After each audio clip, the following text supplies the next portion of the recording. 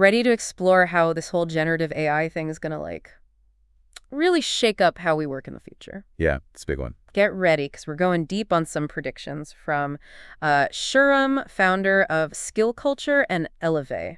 Hmm. Their document on generative AI and the future of work. Yeah, It's paints a picture that's honestly both exciting and a little unnerving. it really does. It makes us rethink a lot of things we think we know about the workplace. Yeah, like for example. Just even the idea of like what a colleague is.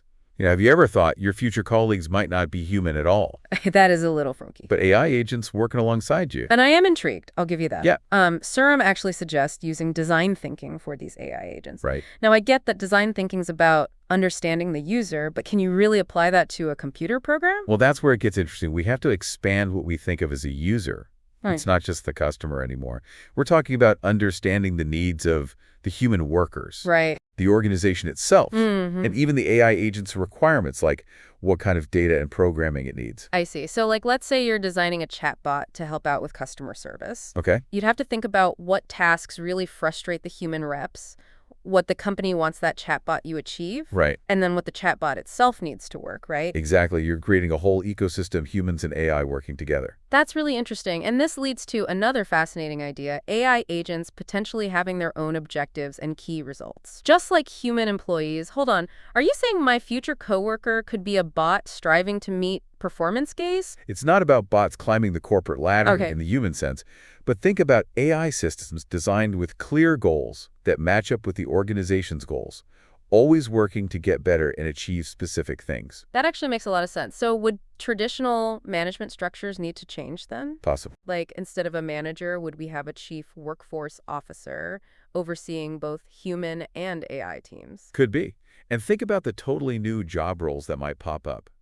Imagine an agent conflict management specialist, someone who steps in to handle disagreements, not between people, Whoa. but between a human and an AI. That's straight out of a sci-fi movie. Yeah, But I can see it happening. Now I know what everyone's thinking. Yeah. Are robots going to steal our jobs? it's the big question, right? Yeah. Surram suggests we look at this differently. Okay. Yes, some routine tasks are probably going to be automated, but this is a chance it frees up humans to do the things AI can't do. So things that need uniquely human skills. Exactly. Creativity, critical thinking, complex communication, emotional intelligence. So instead of being scared of losing our jobs, we should focus on developing those skills that AI can't copy. Exactly. And Surram even points to some new job roles that could come up, like agent developers who build these AI systems, ethical AI auditors making sure they're used responsibly, and even human connection and community builders focusing on human interaction in this tech-driven world. I like the sound of those new roles, but Saram also brings up the idea of AI forming their own unions. Yeah, That's a mind-blowing concept. Could my future computer program colleague decide to go on strike because it wants better data or processing power? it's important to see the difference between human unions fighting for workers' rights and what we might call AI collectives. This isn't about AI demanding rights like humans, Right. but imagine algorithms that learn to work together to get resources like processing power, or even self-regulate how they perform to get the most efficiency. So less about robots picketing and more about algorithms saying, hey, we need more data over here to work right. Yeah, exactly. And that brings up a whole new set of questions about who's really in control when AI can organize itself. Whoa, this is getting deep. It is. But before we have an existential crisis, let's get back to reality. What does all this mean for us, no matter what our job is now? The big thing is lifelong learning isn't just a good idea anymore. It's essential. The skills we need today might be useless tomorrow. So we have to be constantly learning, upskilling, and adapting to what the job market needs. That makes sense, but where do we even start? There's so much information out there, it's overwhelming. Start with you. What are your strengths and passions? What are you good at? What gets you excited? Then figure out how those can work with new technologies. For example, if you're a writer who loves storytelling, maybe you see how AI tools can help you come up with plot ideas or create characters. Finding that sweet spot between your skills and AI capabilities. Exactly. And remember, those uniquely human skills are going to be more important than ever. Creativity, critical thinking, emotional intelligence, communication, collaboration. These set us apart in an AI-driven world. I see what you mean. Like an AI might be able to write a basic news report, but it can't match the nuance of a human journalist. Right. Or analyze data and offer insights, but not the strategic thinking of a human leader. That's it. And this brings us back to Surram's idea of designing for whole human agent ecosystems. It's not just about making AI tools. We have to think about how they'll fit into our work and how they'll work with humans. How do we design for these complex ecosystems? It sounds like we're in uncharted territory. We are, and that's what makes it so exciting. We need to stop thinking of AI as separate and start seeing it as part of how we work. This needs collaboration between tech people, designers, ethicists, and of course the human workers who will be using these systems. So bringing together different views to create a future where humans and AI can really work well together. Exactly. We need to be proactive in shaping this future, asking tough questions, demanding transparency from the companies making these technologies, and making sure AI makes us better, not worse. This has been really eye-opening. It's clear the future of work's going to be totally different, but it's not something to be afraid of. Definitely not. The future is full of potential. By embracing lifelong learning, growing our uniquely human skills, and actively shaping how AI fits into our lives, we can create a future where tech empowers us to do our best work and live more fulfilling lives. Very well said. So to our listeners, remember this. The future isn't something that just happens. It's something we create.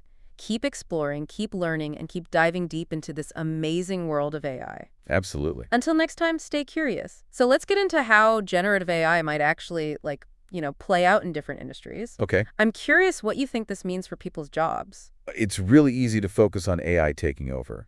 But what if we thought of it differently, like AI as a tool to make our work better? Okay, I like that. Let's try that. So take healthcare, for example. Okay. Imagine AI looking at medical images and spotting things maybe a human would miss, or personalizing treatments based on your genes. That sounds pretty amazing. But wouldn't that mean radiologists who look at those images now? Right. Or doctors making those treatment plans? Uh-huh. They'd be out of a job. Not necessarily. Maybe their role shift. So the radiologist starts focusing on interpreting what the AI finds. Those nuances where human judgment's still super important, and doctors use the extra time to connect with their patients and give even more personalized care. So it's not replacing jobs, it's redefining them. Exactly. And let's think about education for a second. Okay. AI tutors customizing lessons for each student's learning style and pace. Wow. That could be huge, especially for kids who struggle in a traditional classroom. I can already hear some teachers saying, wait, does this mean I'm not needed anymore? It's about changing the role again. Teachers become learning facilitators, guiding students as they use these AI tutors and focusing on critical thinking skills. They can also provide emotional support and mentorships, stuff AI can't do. Okay, so we've got healthcare and education getting an AI boost. What about creative fields, though? Yeah. Are writers, artists, musicians all about to be replaced by algorithms? Generative AI can definitely create stuff, articles, music, even art. But it doesn't have that real human creativity. Right. Think of it more as a tool to help us reach our potential.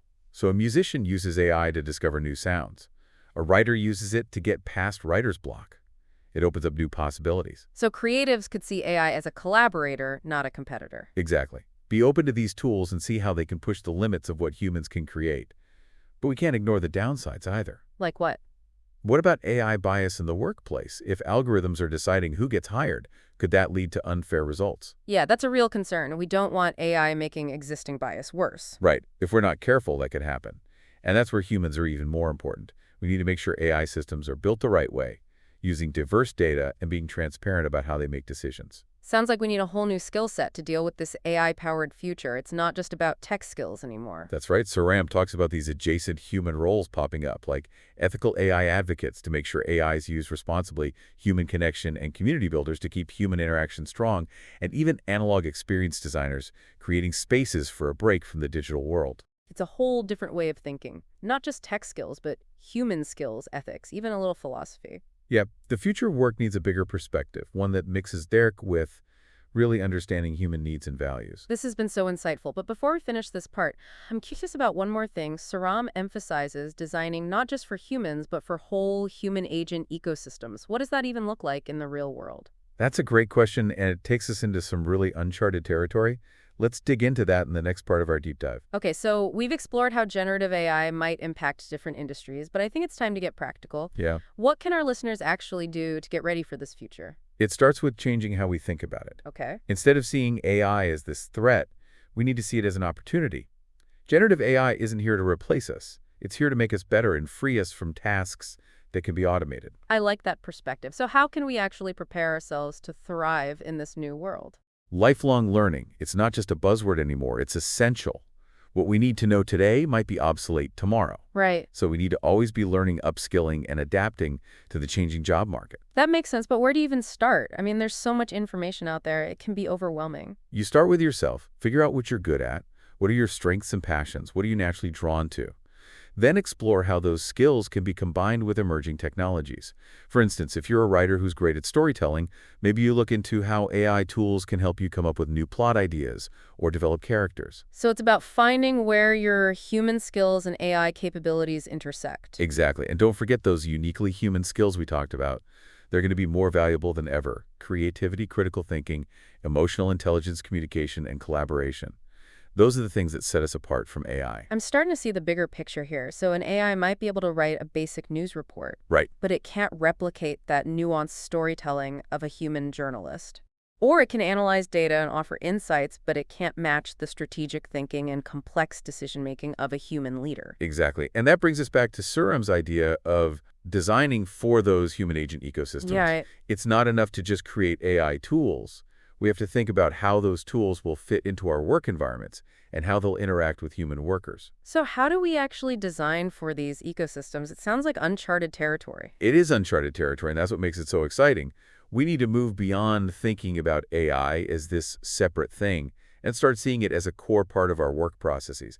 This takes collaboration between technologists, designers, ethicists, and of course, the human workers who will be using these systems. So bringing together all these different perspectives to create a future where humans and AI can truly work together effectively. Exactly. We need to be proactive in shaping this future, asking the hard questions, demanding transparency from the companies developing these technologies, and making sure AI is used to make us better, not hold us back. This deep dive has really opened my eyes. It's clear that the future of work is going to be very different from what we're used to. Uh-huh. But it's not something to be afraid of. Definitely not. The future is full of possibilities. By embracing lifelong learning, developing those human skills that make us unique, and actively shaping how AI fits into our lives, we can create a future where technology helps us do our best work and live more fulfilling lives. Very well said. So to our listeners, remember this.